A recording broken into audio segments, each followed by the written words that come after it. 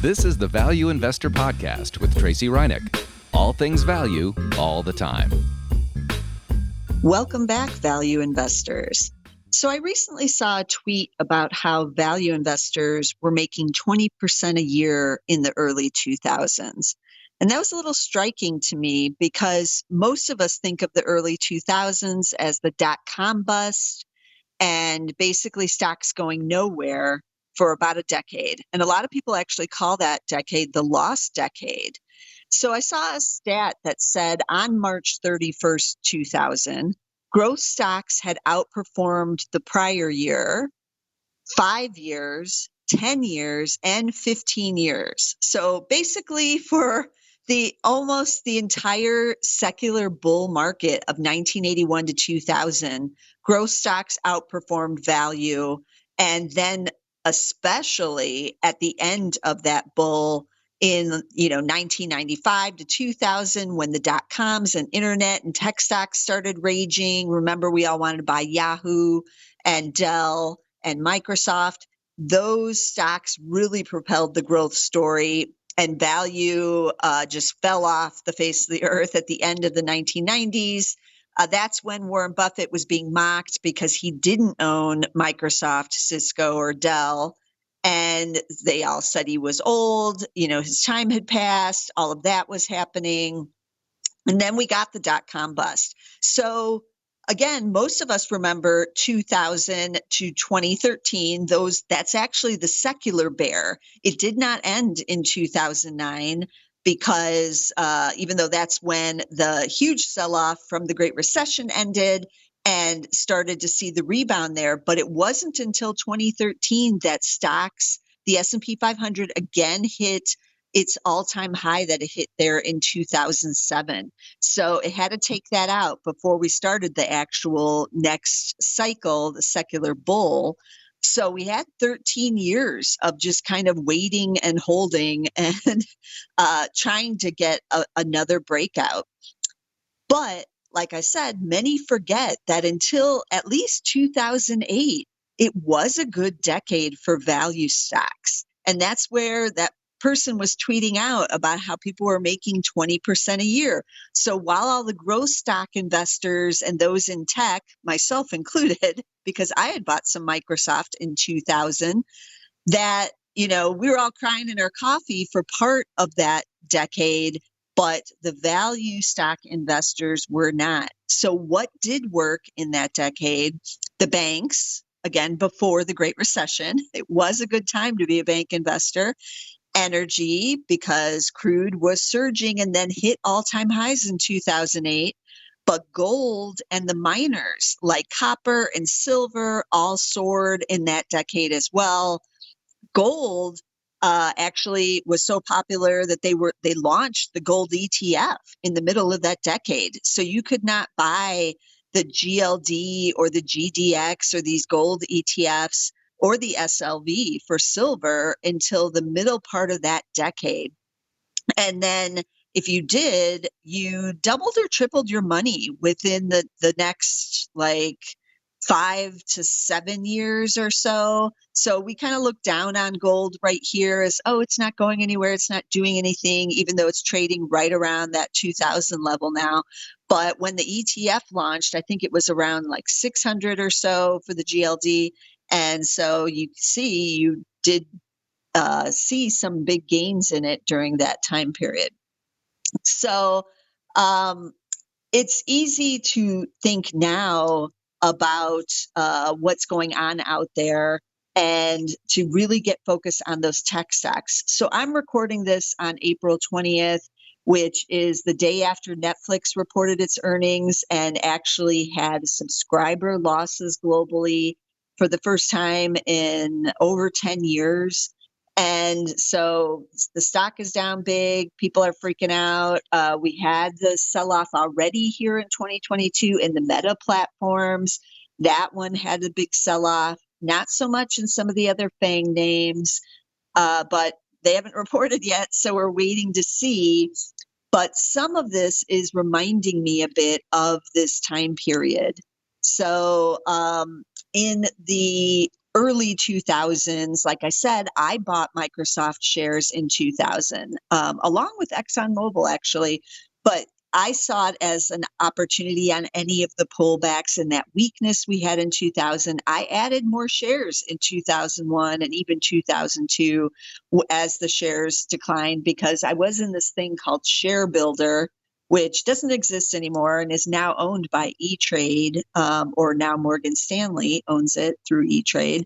But it was kind of a cool investing platform where you could put in a little bit of money every month, and you got like a certain number of trades that you could do, and you could buy, $100 a month of certain stocks, or more. You could buy $200 or $50, whatever you decided, and you built the shares. That's why it was called Share Builder. So you just continue to add the shares. So I was doing this thinking, oh, I'm a genius. These shares are getting more cheaper for Microsoft. But unbeknownst to me, at the same time, I was buying ExxonMobil and APA, as it's now called, which is ticker APA, at that time. I've talked about this on other podcasts about my energy debacles during this time.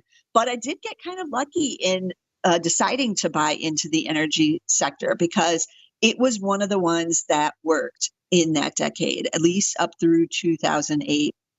And it had a big bull run, along with, like I said, the banks and several other value type areas. So all was not lost that decade. But we were still obsessed with tech in both 2000, even in 2001, as it became clear that this was not the same market as the 1990s. And then even in 2002, as the tech stocks continued to sink and the NASDAQ continued to decline, but we were still obsessed. It literally took, that entire bear market in technology, and even several years after that, before some people finally threw in the towel and, sold out of or stopped buying into their tech stocks. All the while, we did have the bulls running in these other areas. So it was an interesting time period, because growth stock investors still remember and still think that that was like one of the worst decades. And it was for them, but not for the value investors. So after a bull run of these kinds of magnitudes, like 1981 to 2000, or possibly even the 2013 to 2021 market, that it takes years to change the focus. So it's human nature to think that what worked for the prior 20 years will keep working. Look at Netflix stock. It has been one of the best, if not the top best performing stock of the last 20 years. It made people millionaires who bought it in those original years, in 2002, 2003, 2004. Even if you waited longer to 2012, you still made a ton of money owning Netflix. But maybe you won't going forward. I don't know. I have no crystal ball to tell me. I wish I did, about what's going to happen with some of these big winners of the last decade, including Amazon and Meta platforms. But I'm having a little bit of deja vu with what happened back in 2000, where we were all focused still on watching these tech stocks, thinking we were getting deals. And meanwhile, there was bulls running elsewhere. Now, again, I just got lucky and I was buying those bulls early on in that decade. But as my other podcast said, I didn't sell out in time. So I got kind of burned there on my market timing on these more cyclical value stocks. But there are bulls running again right now. So we're all obsessing over the big drop in Netflix, over the pullback in Meta platforms that started earlier this year, even in 2022, over the big sell-offs in the Cathie Wood stocks over the last year. So we're all obsessing about all these things, but the bulls are running in the value stocks. And most investors are ignoring them. But I know those of us on the value side are not. Now, some of them are in areas that for your own reasons, you don't want to invest in them, and neither does the street. And the biggest category for those would be energy. That's one of the big bulls, and it is still charging, but I know many of you hate it for climate change reasons, ESG reasons, a multitude of reasons. And so you will not own those stocks. But another area that's also charging, that's in the similar category as energy, which is the commodities, are the miners. And I used to own those by about 2005 when that GLD launched. I was buying a lot of the miner stocks. So looking at them again all these years later, this is also giving me some deja vu because I'm like, they're back. A lot of these miners and these commodity stocks all run in cycles together. So it's not surprising that, copper, gold, nickel, all of this is surging at the same time crude is, and at the same time the fertilizers are on the agriculture side. Remember, I've talked about in the past with the agriculture stocks. Yes, that's another value bull. That those on the fertilizers, those charged in 2008 and had record highs then as well. We've taken a look at Mosaic, for instance. MOS is the ticker there. They charged in 2008, and that was the last time that they were at those highs. So, and they're charging again right now. So it's not surprising. All of these are charging again. And I'm looking at all of them again, and I own a bunch of them once again. So those are the areas that value investors need to be focused on. I'm not saying there aren't going to be some deals on the tech side. I'm keeping track of a list of my favorite growth stocks because eventually they will get cheap enough and I will want to say, hey, this is looking interesting. But if that decade, the lost decade, tells us anything about growth stocks, it can take a long time for the growth stocks to recover from, this kind of, I wouldn't call it downturn, but a shift from a bull to a bear, which I do think is possibly happening here in 2022. But another area, if you just hate all the miners and the commodities and you're like, no, Tracey, I'm not buying any of those, give me something else, is the banks. I know many of you think like, oh, the banks, they're so boring. They are still perfectly positioned to have big breakouts in the next coming years, to raise those earnings because the Fed is going to be raising rates pretty aggressively here. Their net interest margin will rise on most of them. And this will be a good opportunity to own the banks again. Maybe similar to what happened in the 2000s, minus the mortgage backed securities craziness and all of that. But right now, they're all very well capitalized because of the oversight by the Federal Reserve after the financial crisis. They all are paying pretty good dividends, and some of those may be rising in the next couple of years. So I still just really love the banking sector.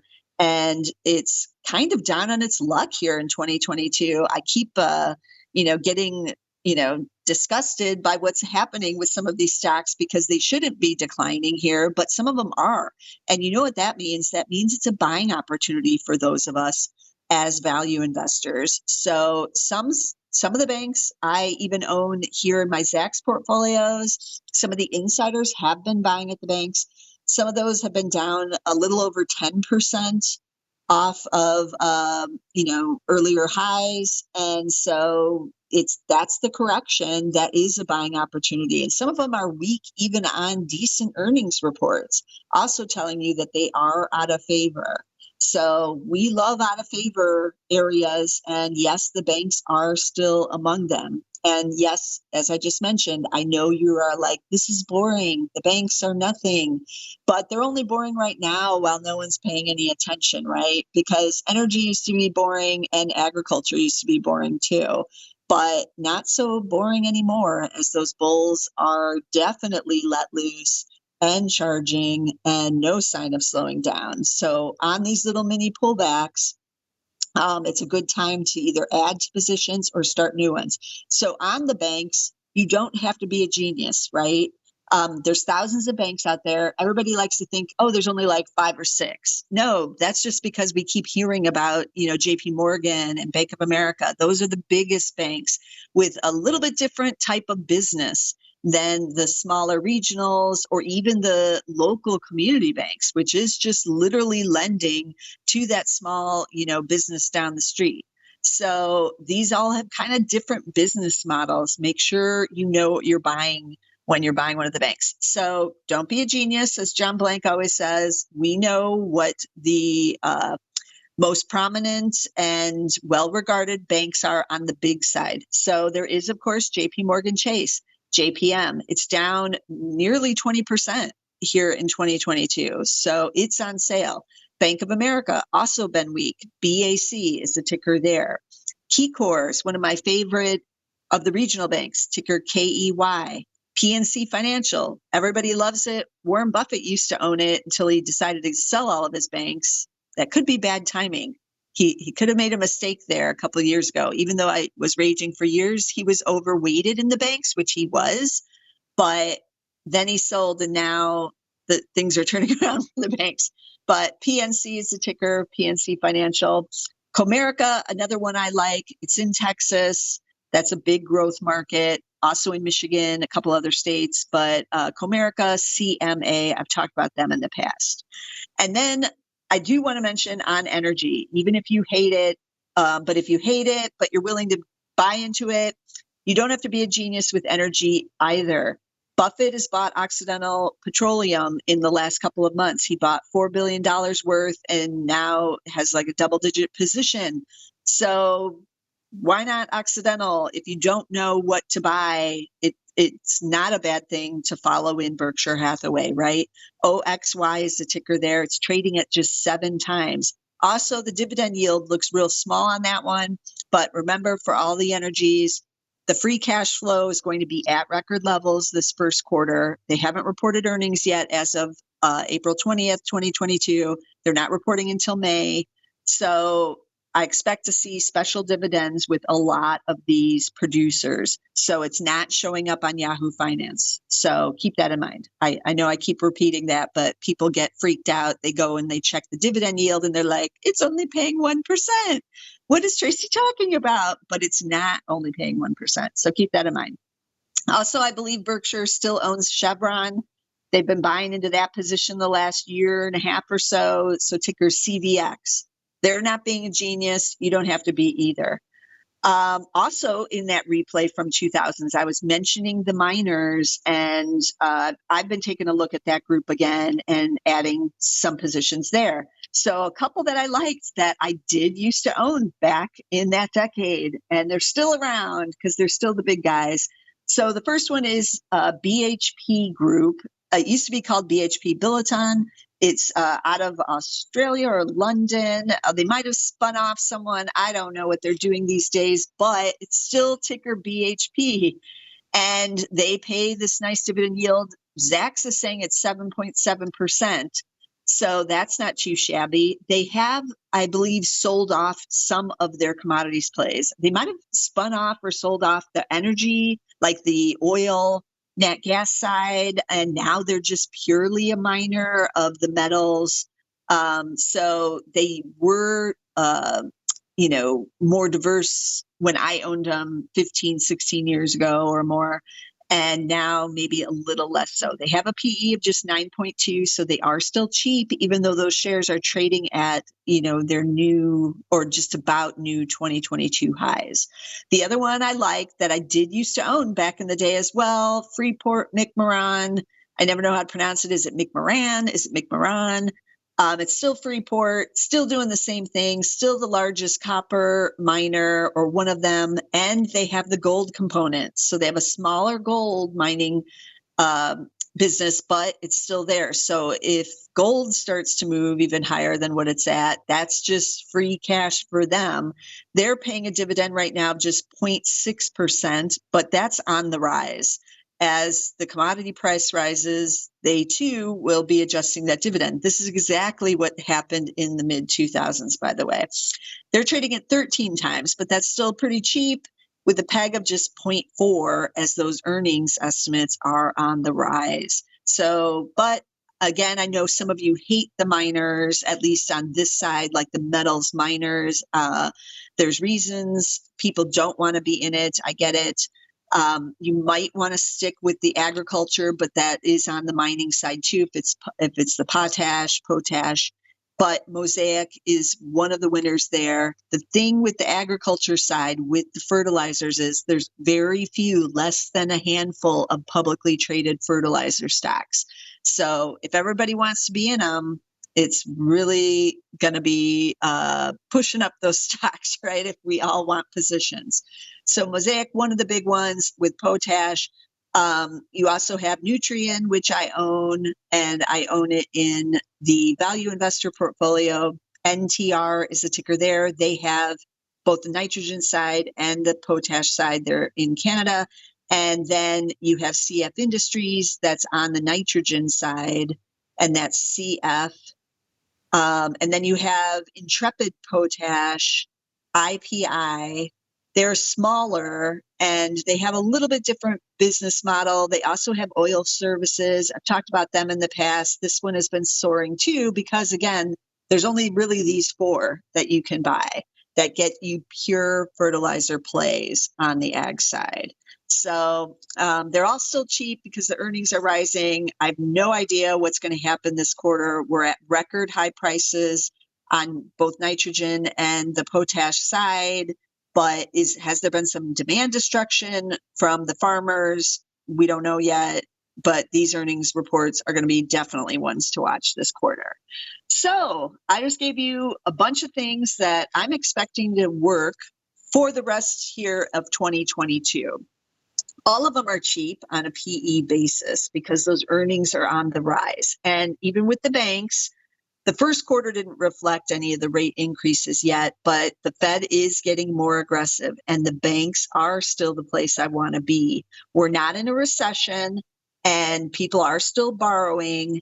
So that's also a good sign for the banks, and they are their balance sheets are pristine. This going into this cycle here, this Fed raising rate cycle.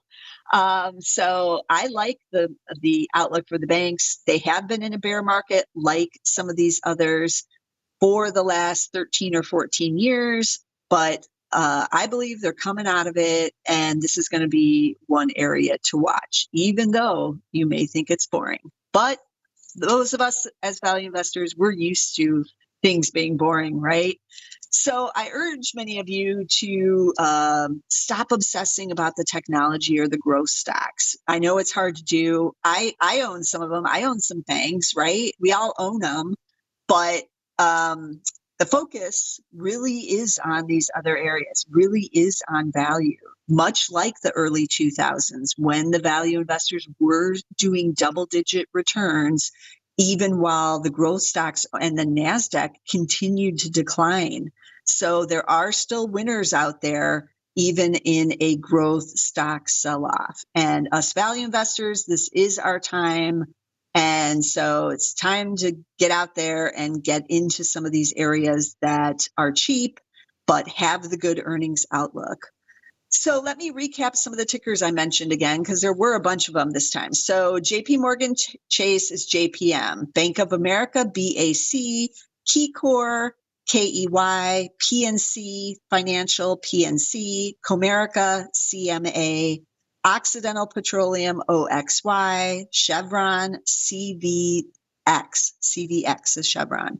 BHP Group is BHP, and Freeport McMoran, FCX. Then we mentioned the fertilizers. I tacked those on: Mosaic, MOS, Nutrien, NTR, CF Industries, CF, and Intrepid Potash, IPI. I think that's everything. And as always, you want to be sure that you're getting all of the Value Investor podcasts, because this is our time and things are happening. We're about to get the Berkshire Hathaway annual meeting. I'm going to be watching it so that I can bring you a podcast about what went on and my reflections on them returning to Omaha this year in a live annual meeting, not just on Zoom. And Charlie Munger is expected to be there too. He's, nearly 100 and still going strong. So it should be an interesting annual meeting.